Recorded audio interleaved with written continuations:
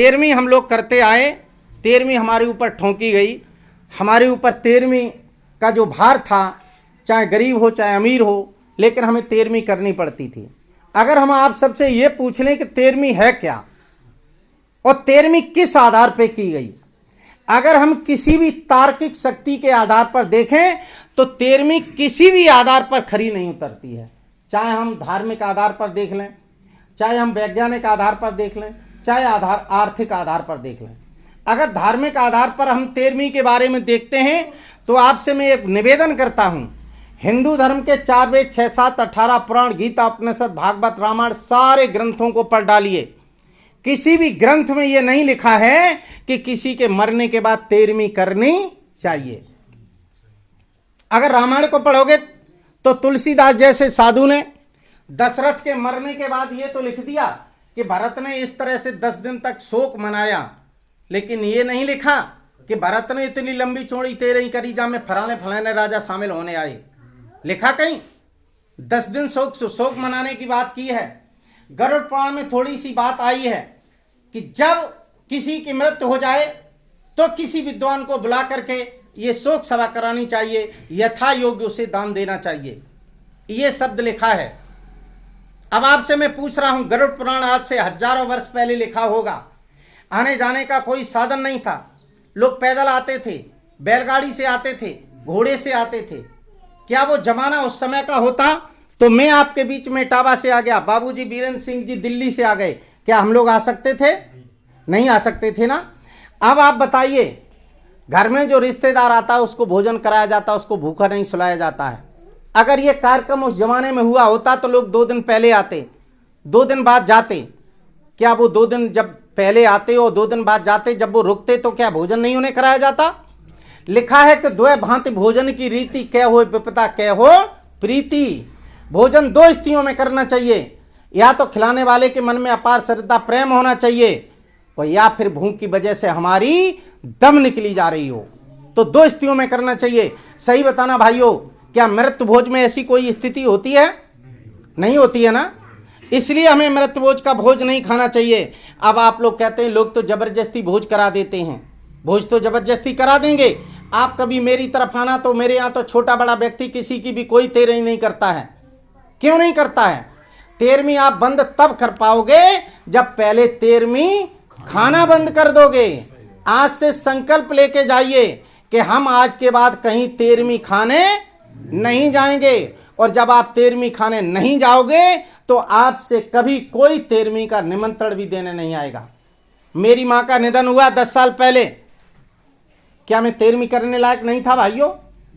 लेकिन मैंने 13वीं नहीं की। मेरी पत्नी का निधन हुआ 15 साल पहले, मैंने उनकी 13वीं नहीं की। क्यों नहीं की? कि मैं खुद ही 30 साल से किसी के यहाँ 13वीं खाने नहीं जाता हूं। अब तो मैं उसका खुद का प्रचारक हूं कि 13वीं बंद कराई मैंने अपने क्षेत्र में। अगर जाटव समुदाय की बात करोगे तो मैं अकेला था 25 साल पहले, एक महीने में 20 कार्यक्रम किए मैंने। लोगों ने खर्चा नहीं किया, मैं अपनी पेट्रोल खर्च की, अपनी सामग्री खर्च की, उनसे कहा कि 20 लोगों को इकट्ठा कर लो, आप शांति पाठ करा दो, आपसे कोई खर्चा नहीं लूंगा। और भाइयों, इस 13वीं को मैंने अपने क्षेत्र में लोगों ने माना और बंद करा दिया। 13वीं धर्म के आधार पर किसी भी धार्मिक पुस्तक में नहीं लिखी है 13वीं कराना चाहिए, नहीं लिखा है। तथागत बुद्ध के त्रिपिटक को पढ़ लीजिए, बाबा साहब के सारे ग्रंथों को पढ़ लीजिए, किसी भी ग्रंथ में यह नहीं लिखा कि 13वीं करनी चाहिए। फिर हम लोग बाबा साहब के अनुयायी होने के बाद बाबा साहब की बात मानते क्यों नहीं? सही बताना, इतने भाई बहन बैठे हो, क्या बाबा साहब से पढ़ा लिखा दुनिया में आज कोई विद्वान व्यक्ति है? अमेरिका जैसे देश मानते हैं कि 300 साल के अंतराल में बाबा साहब अम्बेडकर से विद्वान कोई व्यक्ति पैदा नहीं हुआ, और हम बाबा साहब के अनुयायी हैं। और बाबा साहब की अगर हम बात नहीं मानते हैं तो क्या हम अनुयायी उनके बने? आज सही बताओ बहनों, मैं आपसे पूछ रहा हूं, ये जो सुंदर साड़ी है भैयाओं पर, ये सुंदर पैंट शर्ट है, ये किसकी बदौलत है? दुर्गा माँ की बदौलत? बाबा साहब हनुमान की बदौलत? नहीं है ना, ये बाबा साहब की बदौलत। लेकिन फिर भी एक बात सही बताना, आपके घर में दुर्गा की फोटो, राम रहीम कृष्ण की फोटो, लेकिन हमारे बाबा साहब की फोटो नहीं, तो इससे और कोई शर्म की बात हो सकती है? बताओ, शर्म की बात हो सकती है? आज ये फोटो नए आए हैं दोनों। नए क्यों जरूरत पड़ी? क्योंकि घर में पुराने नहीं थे। आज ये कोठी किसकी बदौलत है? और बाबा साहब की फोटो नहीं है घर में, देवी जी जरूर बैठी होंगी, नहीं बैठी होंगी। जिसने तुम्हें गुलाम बनाया, जिसने तुम्हारा भेजा कचरा भर दिया, उसकी फोटो मिलेगी, लेकिन बाबा साहब की फोटो नहीं मिलेगी। किताब की तो बात छोड़ो।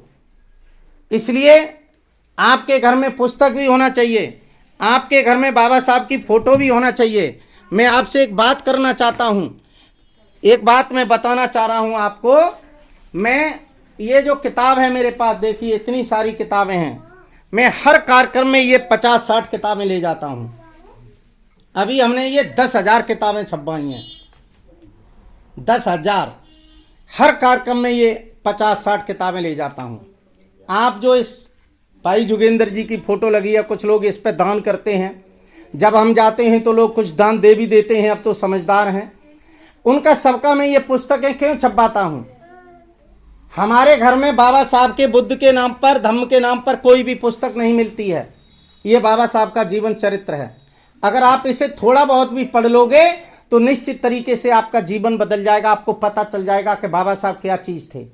और ये भी बांटने को ही लाया हूँ।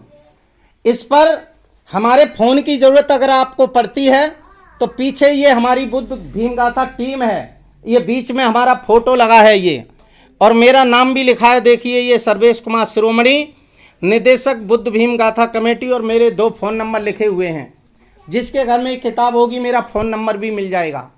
मैं ये किताबें आपको इसलिए बांटता हूँ कि आप थोड़ी बहुत पढ़िए। ये छोटी किताब पढ़िए, उसके बाद बड़ी किताबें आप ला करके अपने घर में रखिए और बाबा साहब के फ़ोटो भी लगाइए। हर गांव में जहाँ कथा कहता हूँ, हर घर में एक एक फ़ोटो बाबा साहब बुद्ध भगवान का अपने पैसे से लगवाता हूँ मैं। ये मेरा नियम है।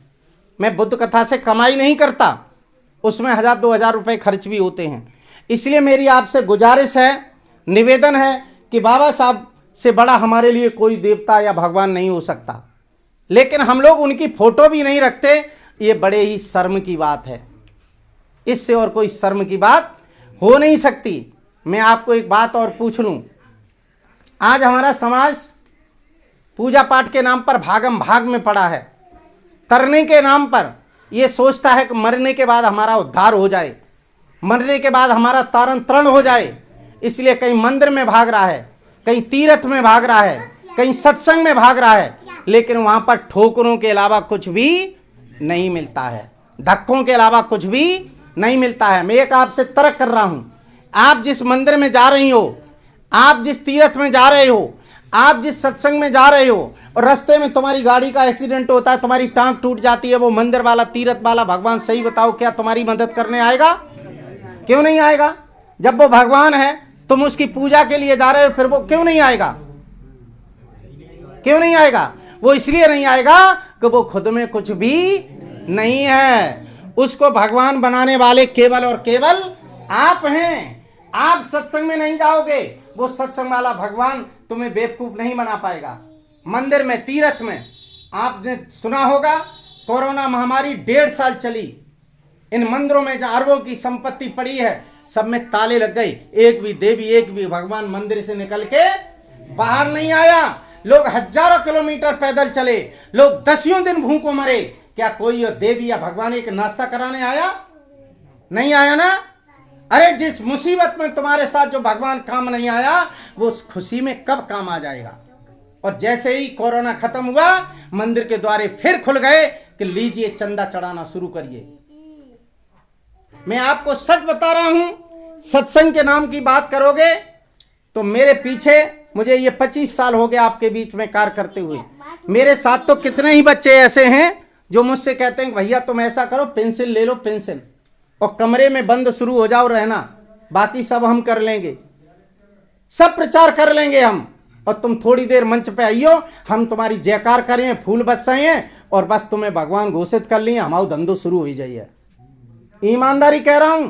और मैं आज अगर संकल्प ले लूं कि आज मैं नौकरी से मैं पेंसिल ले रहा हूं, और कल से, आज 5 तारीख है, 5 अप्रैल है, अगली 5 जो भी अच्छा है, अगली साल 6 तारीख तब आएगी जब मेरे दर्शन नहीं तुम्हें मिलेंगे।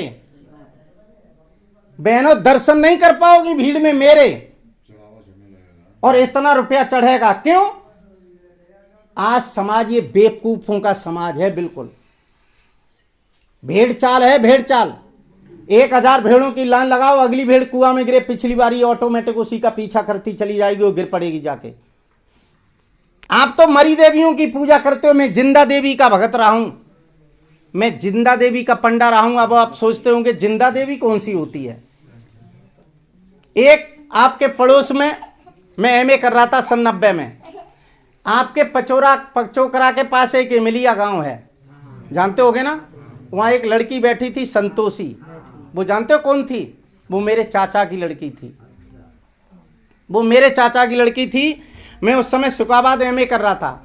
मेरे चाचा जी एक दिन हमसे बोले, लड़की के ताऊ, कि लला हमारी तबीयत खराब है, तुम ऐसा करो हमें देवी के यहाँ करे आओ चल के, वहाँ बड़ा माल कट रहे। मैंने कहा चलो मैं भी देखा हूँ चल के। मैं भैया शाम को गया, देखूंगा 5 बीघा में नेजा ही नेजा, 4 पार्टी जागने की इकट्ठी, दुनिया को आदमी। अब तो मैं वहाँ रुक गया। जब मैं 2 दिन रुका तो तीसरे दिन चाची हमसे बोली कि लला ऐसो करो कि वो देवी मैया के वहाँ गेट पे बैठ जाओ जाके। तो भैया मैं तो ABCD जानता नहीं था, और देवी मैया का क्या होता था, वो छोटी लड़की थी 8 साल की। सुबह 4 बजे जगाया जाता था, नहला के कपड़े बदलवाए जाते, तो ठांसे खवाए दे जाते, हो भाई बैठा दे जाते मड़ैया में। यही होता था ना, मालूम है ना, क्योंकि मैं वहाँ रहा। छोटी लड़की है। अब क्या हुआ, मैं एक दिन बैठ गया भैया। मैं जब बैठ गया तो मैं तो ABCD जानता नहीं था, चूंकि मैं तो नया नया था।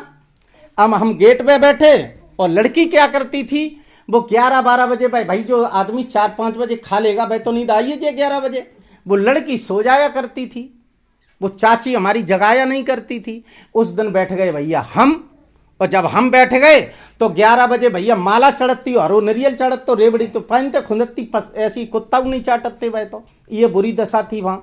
अब हम बैठ गए तो 11-12 बजे भैया भीड़ भई, तो जय देवी की, जय मैया की, सब अपने हाथ में माला और नरियल लें।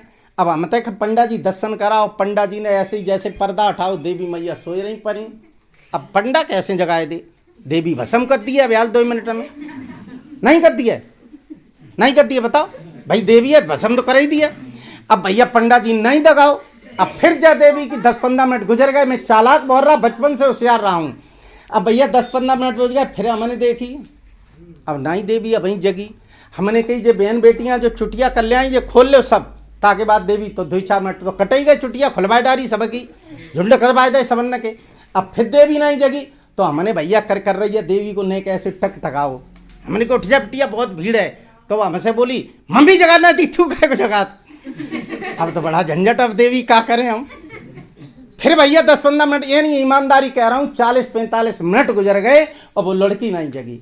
अब हम नए तो नए लड़का ठहरे, एमए कर रहे थे उस समय। हमने भाई लकलका, मैंने उठन नहीं, इतनी भीड़ है। अब्बा ने देखी भैया को मानने न लगे, सो वो फट उठ के बैठ गई, और उठ के अपने बैठ गई पद्मासन पे, अपने बैठ गई ऐसे ही। अब बस सब अपने पे चढ़ा जा, निकलते जा, चढ़ा जा, निकलते जा। अब शाम को जब आरती करने हम निकले तो एक झोरा दिया जाता था और एक ऐसी थरिया दी जाती। टूंडला वाले ओम प्रकाश नेताजी हमते बोले कि ऐसो कर सर्वेश, जा में जो कुछ मिले सो झंड ले। हमने कही नेताजी तुम कैसी बातें कर रहे हो, हम आए हैं देवी की सेवा करने के लिए। अरे देवी फेवी कछु नहीं है, तू जो कुछ ले पाए सो ले लिए। खैर अब मैं ईमानदारी कह रहा हूँ, दूसरे दिन जब सड़क पे हम निकले तो वे ठेला वाले जंत का प्रचार करें, कल्ले को लंगड़ा आओ लंगड़ा, और देवी मैया ने ऐसो आशीर्वाद दे दो, सुबह गोड़ ठीक होएगा, भजो चलोगो। अंधा प्रचार, दूसरों का तो नहीं मालूम रे। परसों एक काना आओ तो काना, देवी ने आशीर्वाद दे दो, वो आँख खुल गई हो, वो तो दिखान लगो भाई। ये प्रचार किया गया। और भाई देवी मैया भैया उन लड़ाई चली ब्राह्मणों की जाटवों की, 1 महीना बाद उठाई दी गई भाई, हम घरे ले गए। अब जब बड़ी हो गई तो वो तुम्हारे क्षेत्र में ब्याह कर दो, 3-4 मोड़ी लोड़ा है वो देवी मैया आते हैं। तो भैया देवी मैया के हम ऐसे पंडा रहे हैं, तासे हम आपसे कह रहे हैं कि अंधविश्वास से निकलना है, पाखंड से हटना है। दुनिया में आपको कौन सा काम है? दुनिया में जो भी हमारा गांव उस देव लड़की का एक ही गांव है। अरे हलपुरा की नहीं थी वो, वो क्या नाम जो है मोहनपुर, वो उसकी नंगला महाराम की थी। मेरा गांव और उसका एक ही परिवार है सईदाबाद। हलपुरा की नहीं थी। हलपुरा में तो वो लोग बसे हैं आके। खैर, जब मेरे चाचा की लड़की थी तो अब बहुत डिटेल नहीं जाना है मुझे। मैं सिर्फ आपसे ये कहना चाहता हूँ, दुनिया में अगर कोई भगवान होगा तो मैं दावे से कहता हूँ कि मेरे माँ बाप से बड़ा कोई भगवान हो ही नहीं सकता। जिस माँ ने 9 महीना गर्भ में रखा, जिस माँ ने अपने आंचल का खून पिला के मुझे बड़ा किया, जिस बाप ने सर्वोच्च नौछावर करने के बाद मुझे इस लायक किया, क्या उस माँ बाप से बड़ा कोई भगवान हो सकता है? और उस माँ बाप की हम अवहेलना करते हैं तो जिंदगी में हम कभी सुखी रह ही नहीं सकते हैं। याद रखना इस बात को। और अगर ये तीसरा भगवान होगा तो ये दावे से कहता हूं कि हमारे बाबा साहब से, वो बुद्ध भगवान से बड़ा कोई भगवान हमारे लिए नहीं हो सकता है। क्यों? आज जो भी ये शान शौकत और जलवा है, ये सब बाबा साहब की बदौलत है, किसी देवी या भगवान की बदौलत नहीं है। इसलिए आपसे मेरा निवेदन है, हर घर में बाबा साहब बुद्ध का फोटो होना चाहिए, हर घर में बाबा साहब बुद्ध की किताब होना चाहिए, जिससे हमारे लड़कों के अंदर जो आज तक हमारे दिमाग में कचरा भरा रहा, कम से कम ये नन्ही मुन्नी बच्चों के दिमाग से तो निकल जाए कि ये देवी और भगवान भी कुछ होते हैं। और जब तक तुम अपनी अलमारियों में ये सजाए रहोगे, तब तक हमारे बच्चों के दिमाग में ये भय बना रहेगा, निकल नहीं सकता है। इसलिए इनको विदा कर दो, तभी तुम्हारा घर ठीक चलेगा। इसलिए मेरे भाइयों, मेरी बहनों, मेरे आपसे निवेदन है कि बाबा साहब का साहित्य, बाबा साहब का फोटो आपके घर में होना चाहिए, बुद्ध साहित्य होना चाहिए, जिससे आपके बच्चों का दिमाग बदले। मैं तीसरी बात ये कहना चाहता हूँ